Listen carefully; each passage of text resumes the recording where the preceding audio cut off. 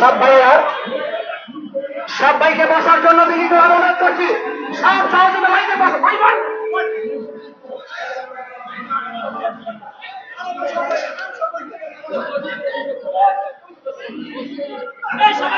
ভাইরা সবাই বসে, সবাই বসে, সবাই বসে।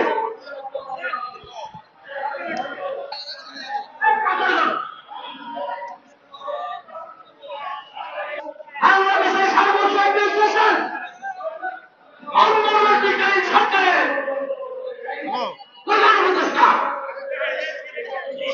প্রফেসর ডক্টর মোহাম্মদ ইউনূস স্যারকে করুণ কাকুতির কান্নায় তার হৃদয়ে বিচলিত হয়েছে। আমাদের ডাকে তিনি সাড়া দিয়েছেন।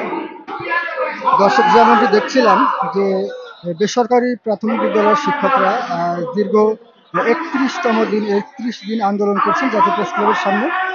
অবশেষে আজকে তাদের যে 5 জনের প্রতিনিধি দল তারা সচিবালয়ে গিয়েছেন কথা বলতে, এবং এই জন্য শিক্ষকরা আবেগ আপ্লুত।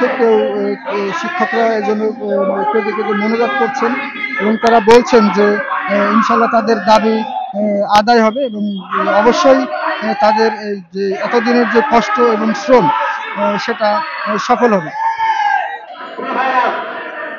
আমরা প্রতিনিয়ত যেভাবে কোরআন তেলাওয়াতের মাধ্যমে আমাদের অনুষ্ঠান শুরু করি, আজকে এই সুন্দর তকবীরে এই আনন্দমুখর পরিবেশে আমরা সেই রকম পবিত্র কোরআন কারীম তেলাওয়াত এবং দোয়া মোনাজাতের মাধ্যমে আমরা আমাদের আনন্দের বহিঃপ্রকাশ ঘটাতে চাই।